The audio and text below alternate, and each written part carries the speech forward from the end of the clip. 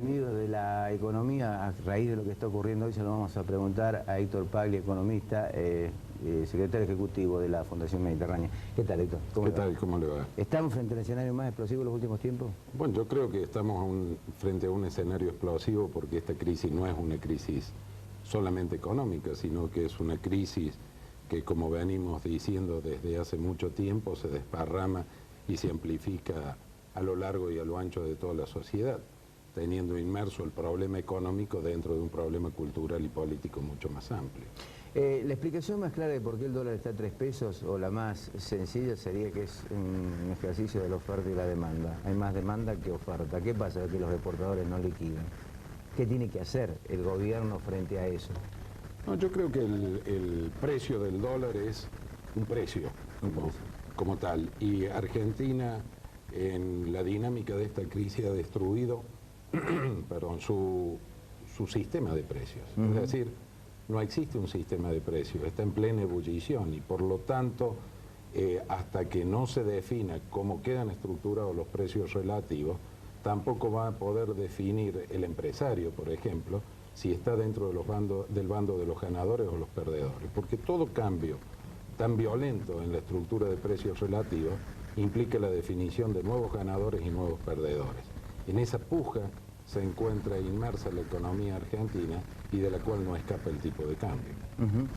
Ahora, dentro de esos ganadores y perdedores siempre están los mismos. Bueno, y entre los perdedores se acentúa un conflicto social en ciernes que, de continuar el dólar superando los 3 pesos, creo que va a ser imposible de contener. Bueno, yo creo que este ha sido el gran problema en el que ha devenido la miopía de la clase política en administrar la cosa pública por un lado y en definir aquellos lineamientos que permiten que haya más ganadores y no más perdedores. Es decir, permanentemente la política ha estado orientada en su clase dirigente a buscar cómo conservaba y cómo acrecentaba precisamente sus ganancias. Sus ganancias no solo económicas, sino sus ganancias en cuanto a poder de decisión, en cuanto a distribución de la riqueza. En ese sentido, indudablemente que nos encontramos con una Argentina totalmente fragmentada, en donde cada vez son más los perdedores y cada vez menos los ganadores, pero como bien lo dijo usted al comienzo, esos ganadores concentrando aún más la riqueza y aumentando la inequidad en la sociedad. ¿Es la última oportunidad de Duhalde esta? Bueno, yo creo que oportunidades siempre hay. Yo no la definiría como la última oportunidad. Yo creo que Duhalde, encarnando un gobierno de transición como tal, tiene una única oportunidad, que es precisamente encauzar la transición para que quien lo suceda pueda consolidar y echar las raíces necesarias para que el país pueda primero reconstruirse, luego estabilizarse y posteriormente crecer. Pero este no es el camino. Indudablemente que no hay camino, es decir, desde el momento en que no tenemos definido cuál es el marco político en el cual se desenvuelve la actividad económica de una sociedad, cuál es la política fiscal, cuál es la regla cambiaria, cuál es la política presupuestaria, cómo se va a resolver este signo anárquico que significa los estados provinciales emitiendo su propia moneda para atender, por un lado, una situación social, pero por otro lado para esconder la ineficiencia de sus gobernantes para poner en caja las cuentas del Estado. Indudablemente que no estamos encontrando un camino, sino que hay una bifurcación de múltiples caminos que no conducen a ningún lado. Ahora, ¿qué debe hacer Duhalde? Digo, desde Estados Unidos le dicen, usted tiene que ajustar, tiene que tomar medidas, tiene que generar confianza, la confianza que no le tenemos en el exterior. Se habla ya de un Remes renunciado, se habla de la llegada de González Fraga, se habla de un ministro del Interior de línea muy ortodoxa y severa que ponga en caja a las provincias. ¿Hay algún intento por parte de las provincias de acercarse a Duhalde y decir, si se cae Duhalde después de 4 presidentes peronistas, estamos liquidados políticamente, el que venga no va a ser peronista? Digo, toda esta serie de especulaciones en torno, ¿qué pueden llegar a cambiar? Bueno, en primer término, el presidente Duhalde y el gobierno tienen que definir claramente, precisamente, esta transición, a dónde va a conducir, o sea, a qué Argentina va a conducir. Si a una Argentina que va a buscar nuevamente insertarse en el mundo, a una Argentina de un mundo capitalista, globalizado, pero con equidad social, o si vamos a optar por algún otro camino, con algún otro modelo totalmente diferente y opuesto a esto. En esto los gobernadores y el poder de los gobernadores debe transformarse de un poder corporativo, como ha sido hasta ahora, en un poder que realmente arrime soluciones y ayude a superar este marasmo en el cual se encuentra la política. Caso contrario, cualquiera sea que se haga cargo de la economía, cualquiera sea que se haga cargo del Ministerio del Interior, incluso cualquiera sea que se haga cargo de la Presidencia de la Nación, va a terminar en un fracaso que día a día va a ser más grave en términos de, midiéndolo en términos sociales. ¿Es partidario la intervención del Banco Central para tratar de bajar el dólar? Bueno, si la intervención se hace como debe ser, es decir, si dentro de toda esta definición macro que yo le señalaba, la herramienta es un dólar flotante, el central debe intervenir en la flotación, pero no en un sentido único, como lo está haciendo hasta ahora. En un sistema de flotación, el Banco Central interviene comprando cuando la divisa cae y vendiendo cuando la divisa sube. En este momento, hasta ahora, lo único que ha hecho es vender, y vender tímidamente por un lado, por otro lado, vender a valores que ya el mercado había superado y por lo tanto brindándole la posibilidad a quienes especulan de hacer una ganancia rápida y fácil en pocas horas. Claro, porque generalmente, o mejor dicho, lo que se comenta o los trascendidos es que las cuevas de los bancos importantes, entre ellos el Boston, su mesa de dinero barre con todos los dólares del mercado, no respetando inclusive las decisiones del Banco Central de liquidar por sobre el 5% digamos, de acuñar ese 5% para tenerlo de reserva, ¿no? Pero lo que pasa es que, Ricardo, hay que ponerlo en estos términos. Al no existir ningún punto de referencia, al no existir un sistema de precios, al haberse dado una política económica en la cual parecería que algunos, por obra y gracia de la suerte, han obtenido fuertes rentas y otros, por obra y gracia de la desgracia, han encontrado que sus estados patrimoniales o el patrimonio de sus empresas, de ser positivo, ha pasado a ser negativo.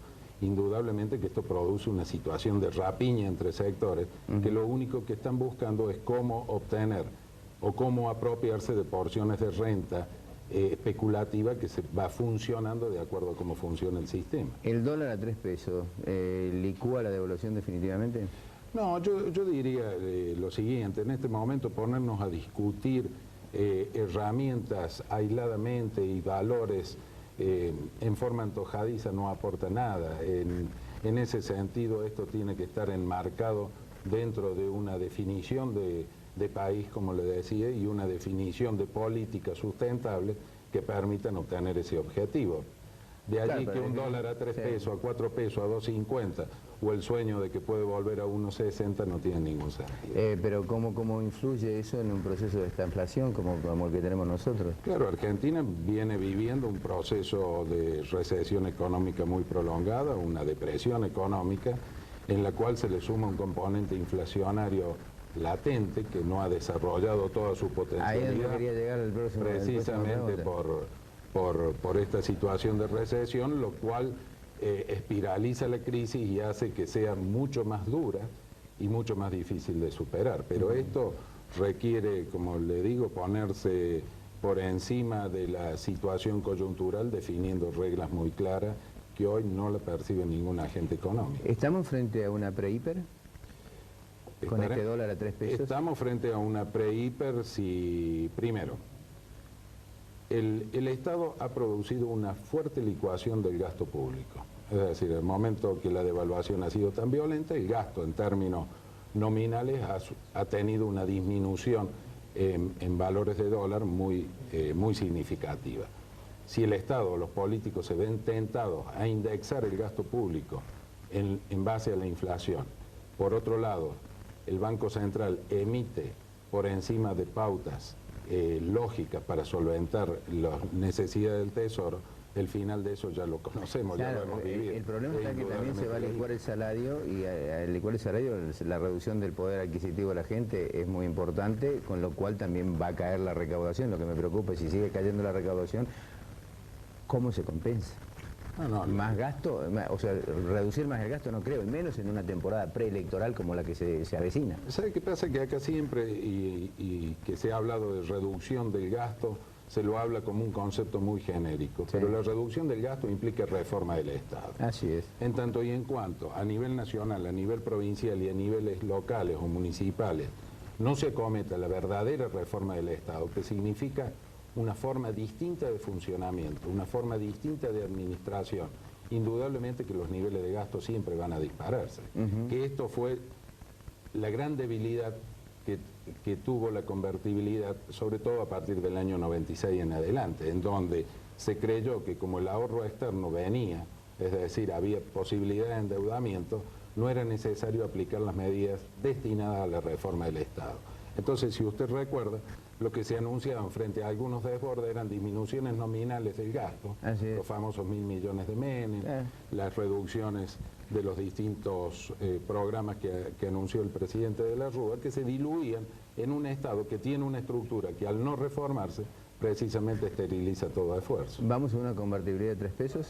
Les repito, yo no quiero discutir de instrumentos, no creo que sea el momento de poner el caballo delante del carro. Hablar de instrumentos en este momento es totalmente inoperante si no hablamos primero, les reitero, de qué país queremos, cuál es la definición, cuál es la inserción de Argentina en la economía global y además cuáles son las grandes políticas que van a contener esos instrumentos. Sí. Y allí sí podremos decir una nueva convertibilidad, una flotación, algún sistema que permita tener un horizonte de estabilidad en el tipo de cambio. Pero hoy discutir los instrumentos no aporta. ¿Es posible ese país con esta dirigencia? Y es complicado, tiene que haber una gran renovación. Tampoco creo que el eslogan que se vayan todos sea la solución, porque el que se vayan todos implica la anarquía.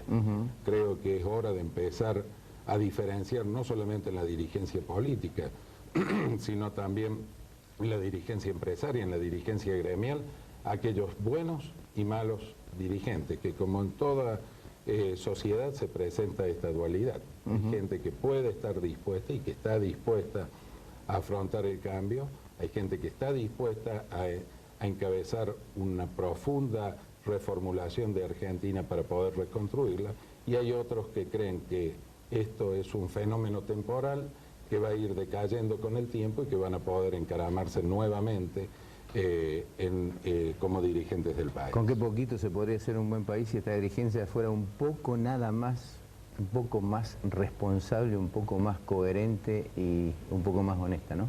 Sí, yo creo que la permanencia en el tiempo y la falta de un sistema de premios y castigos para esta conducta ha hecho que esa dirigencia a la cual usted se refiere sienta y tenga una sensación de impunidad que le permite perpetuarse en el tiempo. Le toco el tema Córdoba. ¿Lo convence el presupuesto o es un dibujo? Yo creo que el presupuesto provincial, primero digamos que de una buena vez hemos conocido cuál es el déficit del año 2001. ¿No sorprendió? No nos sorprendió porque estaba dentro de los escenarios que preveíamos. Pero eran bastante cautos ustedes en tirar una cifra. O sea, ya habían anunciado un presupuesto bastante grueso de 300. Sí, nosotros hacíamos 3 escenarios. Un escenario con un déficit de 120 millones, en línea con lo que era el presupuesto original. Sí, el de 300 y el de más de 300, nunca lo mencionaron. Y otro de mayor cifra. ¿Sabe qué pasa? Es que en esto hay que ser muy serio profesionalmente, y cuando el Estado no brinda las cifras oficialmente, es temerario a veces confirmar ciertos datos. Héctor, muchas gracias. Gracias a usted.